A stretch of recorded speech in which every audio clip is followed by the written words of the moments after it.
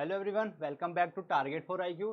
देखिए, आज की क्लास में हम कॉन्स्टिट्यूशन के बारे में पढ़ते हैं। कल की क्लास में भी हमने कॉन्स्टिट्यूशन की कुछ हिस्ट्री पढ़ी थी कि जो हमारे देश में संविधान है वो किन किन स्टेजेस के थ्रू हमारे देश में आया और कैसे हमने उसको बनाना शुरू करा, कैसे हमारी कॉन्स्टिट्यूएंट असेंबली बनी। आज की क्लास में हम कुछ मिसलेनियस चीज़ें पढ़ेंगे और एक ट्रिक मैंने बनाई है और उस ट्रिक के माध्यम से हम शेड्यूल के बारे में पढ़ेंगे। ठीक, तो हमारे देश में जो कॉन्स्टिट्यूशन आया वो किस तारीख को अडॉप्ट किया गया था, तो याद रखिएगा 26 नवंबर 1949 और डेट ऑफ इनेक्टमेंट 26 जनवरी 1950। ठीक, तो याद रखना है अडॉप्शन की डेट है 26 नवंबर और अगले ही साल इनेक्टमेंट की डेट है 26 जनवरी। अब बात आती है ये सेम डेट क्यों नहीं हो सकती थी? जब 26 नवंबर को ही अडॉप्ट हो गया तो इनेक्टमेंट भी 26 को ही हो जाना चाहिए था, 26 नवंबर को। बट ये इसलिए नहीं हुआ क्योंकि 26 जनवरी 1929 को आईएनसी ने बोला था कि आज से लेकर हम पूर्ण स्वराज की डिमांड करते हैं। तो इस वजह से हमने 26 जनवरी 1950 को इनेक्टमेंट डेट मानी है हमारे संविधान की। ठीक, ये प्रीलिम्स में कभी कभी पूछ लेते हैं एज अ पॉलिटिक सब्जेक्ट।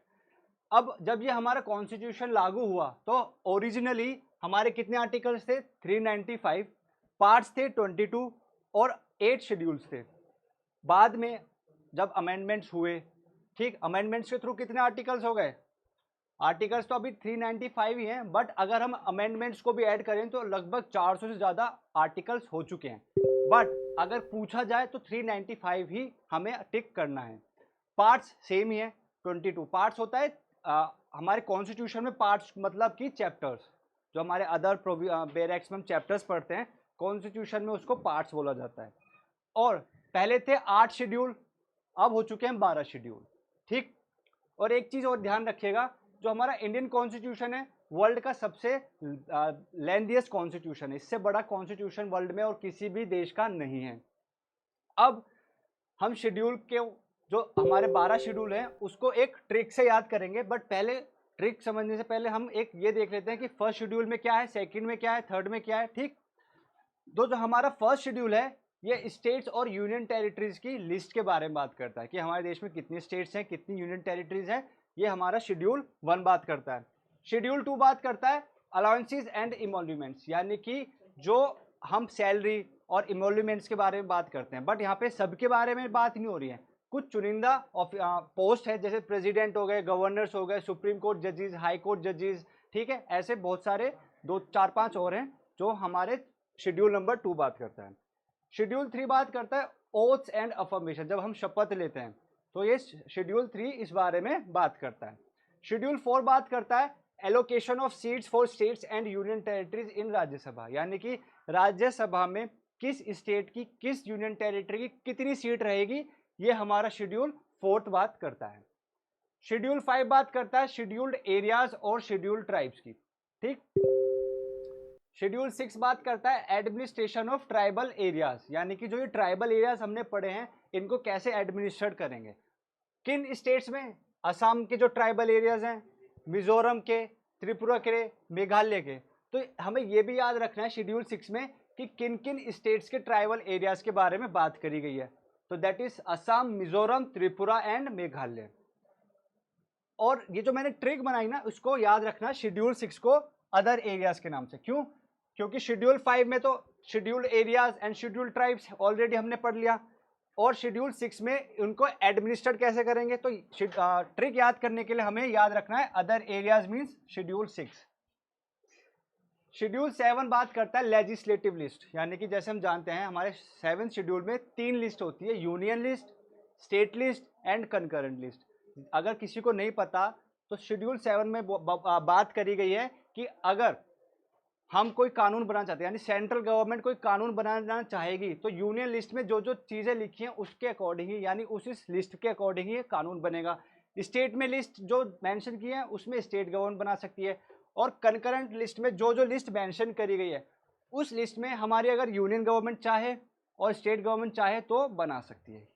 तो देखा जाए तो ये फेडरल सिस्टम यानी फेडरल लेजिस्लेटिव के बारे में बात करी गई है कि हमारा अगर सेंट्रल गवर्नमेंट या स्टेट गवर्नमेंट चाहे तो वो भी बना सकते हैं, और अगर इंडिपेंडेंटली चाहें तो वो भी। इंडिपेंडेंटली तो यूनियन में आ जाएगा, स्टेट की स्टेट में आ जाएगी और कंकरेंट में स्टेट और यूनियन दोनों। ठीक, तो याद रखना इसको फेडरल सिस्टम से याद रखना, शेड्यूल 7 को ट्रिक में हमारा फेडरल सिस्टम आएगा। शेड्यूल 8 बात करता है ऑफिशियल लैंग्वेज कि हमारे देश में कितनी ऑफिशियल लैंग्वेज है, तो याद रखना 22 लैंग्वेज हैं। और कौन कौन सी लैंग्वेज है ये भी क्वेश्चन पूछ लेते हैं कि इनमें से कौन सी ऑफिशियल लैंग्वेज नहीं है, तो हमें शेड्यूल 8 में ये भी याद करने हैं कि कौन कौन सी ऑफिशियल लैंग्वेज हैं। जैसे एक मैंने एग्जाम दिया था, मुझे एग्जाम याद नहीं आ रहा है, वहां पे पूछा हुआ था कि इनमें से कौन सा ऑफिशियल लैंग्वेज नहीं है, और जो गलत आंसर था यानी जिस पे टिक लगाना था उसमें दे रखा था राजस्थानी, तो याद रखना राजस्थानी ऑफिशियल लैंग्वेज नहीं है। Schedule 9 land reforms and zamindari system, देखो ये याद रखना, मैं समझाने के लिए बता रहा हूँ। फर्स्ट अमेंडमेंट एक्ट से जो हमारा लैंड रिफॉर्म जमींदारी सिस्टम था उसको हटा दिया गया था, और 9 शेड्यूल में कुछ ऐसे लॉज इंट्रोड्यूस कर दिए थे, ऐसी लिस्ट मेंशन कर दी थी जिसको हम सुप्रीम कोर्ट या अदर कोर्ट्स में चैलेंज नहीं कर सकते, और इसी वजह से हम शेड्यूल 9 को सेविंग लॉज बोलते हैं। यानी कि शेड्यूल 9 में जिस जिस लॉ के बारे में बात करी गई है उस लॉ को हम कोर्ट के सामने चैलेंज नहीं कर सकते। ठीक, और याद रखना लिस्ट में लैंड रिफॉर्म्स, कि लैंड रिफॉर्म्स के बारे में बताऊंगा मैं, जब ट्रिक बताऊंगा तो लैंड रिफॉर्म आएगा, इट मीन शेड्यूल 9। शेड्यूल 10 बात करता है एंटी डिफेक्शन लॉ, जिसको 52nd अमेंडमेंट एक्ट से लेकर आया गया था। इसमें अमेंडमेंट एक्ट भी पूछ लेते हैं कि हमारा जो 10 शेड्यूल है कौन सा अमेंडमेंट से आया, तो 52nd अमेंडमेंट एक्ट। ठीक, बात करता है एंटी डिफेक्शन लॉ, यानी कि अगर कोई मंत्री है वो एक पॉलिटिकल पार्टी में है और वो दूसरी पॉलिटिकल पार्टी में चला जाता है तो उस पर एंटी डिफेक्शन लॉ लग जाता है। ठीक, तो ये बात करता है शेड्यूल 10। शेड्यूल 11 में बात है पंचायत की, जिसको 73rd अमेंडमेंट एक्ट से लेकर आया गया है, और ये 73rd अमेंडमेंट एक्ट इंपॉर्टेंट है। शेड्यूल 12 बात करता है म्युनिसिपैलिटी, और जिसको 74th अमेंडमेंट एक्ट से लेकर आया गया है। देखो ये अमेंडमेंट एक्ट भी याद रखना, ये प्रीलिम्स में पूछ लिया जाता है, इवन इंटरव्यूज में कभी कभी पूछ लेते हैं।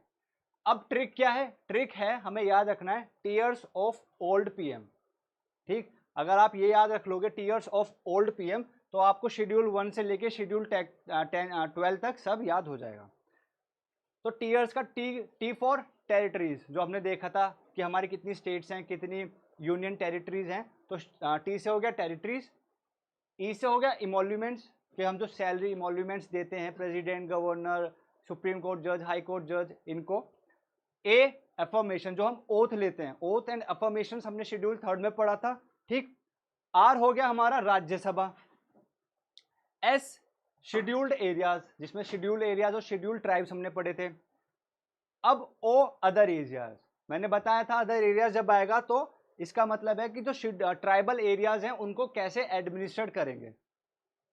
एफ फेडरल स्ट्रक्चर, मतलब कि 7 शेड्यूल के बारे में बात करी गई है कि यूनियन लिस्ट होती है, स्टेट लिस्ट होती है, कंकरेंट लिस्ट, तो याद रखना फेडरल स्ट्रक्चर मतलब यूनियन लिस्ट, सेंट्रल लिस्ट और कंकरेंट लिस्ट के बारे में बात करिए, इट मीन शेड्यूल 7 में। O official language, L land reforms, D defection law, कि एक दल से दूसरे दल में आप जा रहे हो तो आप पे डिफेक्शन लॉ लग जाएगा, इट मीन्स ये शेड्यूल 10 के बारे में बात करी गई है। पी है पंचायत, एंड एम है म्युनिसिपैलिटी। ठीक, तो याद रखना ट्रिक का क्या नाम है, tears of old PM, tears of old PM. ये आपका अगर याद कर लोगे, आपको जो शेड्यूल हैं 1 से लेकर 12 तक ये याद हो जाएंगे। आई होप आपको क्लास अच्छी लगी होगी, मिलते हैं नेक्स्ट क्लास में, थैंक यू।